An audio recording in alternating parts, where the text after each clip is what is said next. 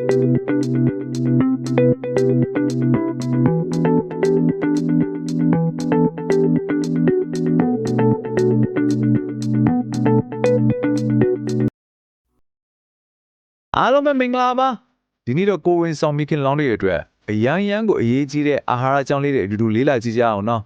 စားသုံးလိုက်တဲ့အစားအစာတိုင်းကမွေးဖွားလာမယ့်ကလေးငယ်တွေအတွက်ပထမဆုံးပေးတဲ့အကောင်းဆုံးလက်ဆောင်တစ်ခုပါပဲဒါကသူတို့ရဲ့ကြီးထွားဖွံ့ဖြိုးမှုနဲ့မိခင်ရဲ့ကိုဝင်ဆောင်ကလာတစ်လျှောက်လုံးကျမ်းမာရေးကိုဘယ်လိုအထောက်အကူပြုလဲဆိုတာကြည့်လိုက်ကြအောင်ဟုတ်ပါပြီ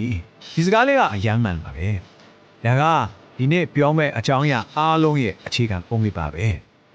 မိခင်တရားရဲ့ကျမ်းမာရေးကကလေးငယ်ရဲ့အနာဂတ်အတွက်ပထမဆုံးပေးတဲ့တန်ဖိုးအရှိဆုံးလက်ဆောင်တစ်ခုဆိုတာတကယ်မှတရားပါကဲဒါဆိုဘာလို့များအာဟာရကဒီလောက်တော့အရေးကြီးနေရလဲဘာလို့လဲဆိုတော့လေကောင်းမွန်တဲ့အာဟာရဆိုတာကလူတစ်ယောက်တည်းအတွက်မဟုတ်လို့ပါပဲဒါမိခင်လောင်းနဲ့သူ့ရဲ့အတွင်းမှာကြီးထွားနေတဲ့ဒင်းငယ်တဲ့တက်လေးတစ်ခုအတူတူပတ်ဖို့ပေးနေတဲ့အဖွဲလိုက်လှုပ်ဆောင်မှုတစ်ခုဖြစ်နေလို့ပါ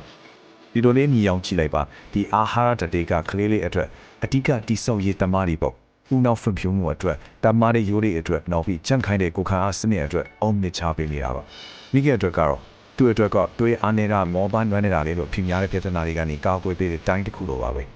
ဲဟုတ်ပြီဒါဆိုတော့ဘဝင်ဆောင်ချင်မှာဘယ်လိုအာဟာရတွေမဖြစ်မနေအဓိကလိုအပ်လဲဆိုတာကိုတစ်ချက်ကြည့်လိုက်ကြရအောင်ခမဆုံးအနေနဲ့ဗန်တဲ့အကြောင်းပြောကြရအောင်ဒါကကိုဝင်ဆောင်ချင်မှာတကယ်ကိုအာဟာရဆောင်ရရှင်တစ်ခုပါပဲမိခင်ရောကလေးတော့ပါတရားလုံးအတွက်အချိုးကျေးဇူးတွေပေးနိုင်လို့ပါပြီးတော့တန်တက်ကိုလဲကရနိုင်လဲဆိုတော့နင်းနွယ်လို့အရက်စိမ့်နေပဲအမျိုးမျိုးကြက်ဦးနဲ့အသေးကြက်သားငါးလိုအသားတွေကနေအလွယ်တကူရနိုင်ပါတယ်ဒါပေမဲ့အရေးကြီးဆုံးကတော့လုံလောက်တဲ့ပမာဏရရှိဖို့ကျန်းမာရေးဝန်ထမ်းတွေညွှန်ကြားတဲ့ဖေးဆွတ်ဆေးတွေကိုတောက်သုံးဖို့လုံးဝမမေ့ပါနဲ့နော်နောက်တစ်ခုကတော့ protein ပါဒါကကလေးလေးရဲ့ခန္ဓာကိုယ်တွေက cell time tissue time နဲ့ကြွက်သားတိုင်းအတွက်အခြေခံအုတ်ချက်တစ်ခုလိုပါပဲတရင်ကောင်းကတော့ပူတင်တန်ကျွဲဝါတဲ့အစာအများစုကိုနေ့စဉ်စားသုံးနေပြီးသားဖြစ်နိုင်တာပါပဲနေ့စဉ်စားနေကြအစာတွေဖြစ်တဲ့ကြက်ဦးနိုးနဲ့တင်ချင်းပဲအမျိုးမျိုးတိုးဟူးနဲ့အခွိုင်မှာတီးဒီမှာကလေးလေးကြီးထွားဖို့လိုအပ်တဲ့တက်တီအဖြစ်ဝပါဝင်ပါလေကယ်ဆီယမ်ကတော့ကလေးလေးရဲ့ရိုးနဲ့သွားရီကိုတန်မာစေဖို့အဓိကထောက်ချက်ဖြစ်တယ်လို့မိခင်ရဲ့ကိုယ်ပိုင်အယိုးကျန်းမာရေးကိုလည်းတခါတည်းကာကွယ်ပေးပါတယ်ကယ်ဆီယမ်ကိုနှုတ်ကနေပဲရနိုင်တယ်ဆိုတာကအဖြစ်များတဲ့အထင်မြင်လွဲမှားမှုတစ်ခုပါနှုတ်ပြန်နန်းစီတီအယိုးပါစားလို့ရတဲ့ငါးသေးသေးလေးတွေနဲ့အရွက်ရင်းရက်ဟင်းသီးဟင်းရွက်စိမ့်နေပါလေကယ်ဆီယမ်ဓာတ်အများကြီးပါဝင်နေပါတယ်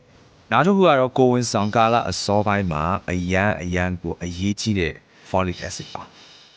သူ့ရဲ့အရေးကြီးဆုံးတာဝန်ကတော့မွေးရပါချွေရင်းချက်တချို့ကိုကာကွယ်ပေးဖို့ဖြစ်ပြီးဒါကြောင့်ကိုဝင်ဆောင်စကတဲ့ကမရှိမဖြစ်လိုအပ်တာပါ folic acid ကိုတဘာဝအစားအစာတွေကနေရနိုင်ပြီးမြဲလိုအပ်တဲ့ပမာဏပြည့်မီဖို့ကျန်းမာရေးဝန်ထမ်းကညွှန်ကြားတဲ့ဖြည့်ဆွတ်အားဆေးတွေကိုတောက်ဖို့မမေ့ဖို့ကအရေးကြီးဆုံးပါပဲကဲတခြားအာဟာရတွေပြောနေရင်အယိုးရှင်းဆုံးနဲ့အရေးအကြီးဆုံးတစ်ခုကိုမိထားလို့မရှိဘူးနော်အဲ့ဒါကတော့ရေပါပဲတနေ့ကိုတန့်ရှင်းတဲ့ရေအနည်းဆုံး10ခွက်ကနေ10ခွက်အထိတောက်သုံးဖို့နေ့စဉ်ပန်းနိုင်ထားလိုက်တာနဲ့ကြီးမားတဲ့ပြောင်းလဲမှုကိုဖြစ်စေနိုင်ပါတယ်ဘာလို့လဲဆိုတော့ရေဓာတ်ပြည့်ဝနေတာကမူးဝေတာဝမ်းချုပ်တာနဲ့ယောဂပူဝင်တာတွေလိုကိုဝင်ဆောင်ချိန်မှာကြုံရတတ်တဲ့ပြဿနာတွေကိုကာကွယ်ပြီးနိုင်တဲ့အဓိကတော့ချက်ပေါ့ပါတကြားများတဲ့အချိုရည်တွေကိုတော့ရှောင်ဖို့လိုတယ်နော်စားတဲ့နာတွေကိုတီးပြီးပြီဆိုတော့အခုတတိထားတဲ့နဲ့ရှောင်းတဲ့နေရာရဲ့အကြောင်းပြောကြရအောင်ဒါကကြီးထွားလာတဲ့ကလေးငယ်အတွက်အလုံးစုံဆုံးပတ်ဝန်းကျင်တစ်ခုဖန်တီးပေးဖို့ပါပဲဒီဆိုင်တွေကအစားအစာတွေအားလုံးမှာအနေရှိတဲ့ဘက်တီးရီးယားတွေဒါမှမဟုတ်ဓာတုပစ္စည်းတွေပါဝင်နိုင်ခြင်းရှိလို့ပါဒါကြောင့်စိမ့်စားတာကြောက်အောင်မချက်ထားတာတွေကိုအထူးဂရုပြုပြီးရှောင်ကျဉ်ဖို့အရန်အရေးကြီးပါတယ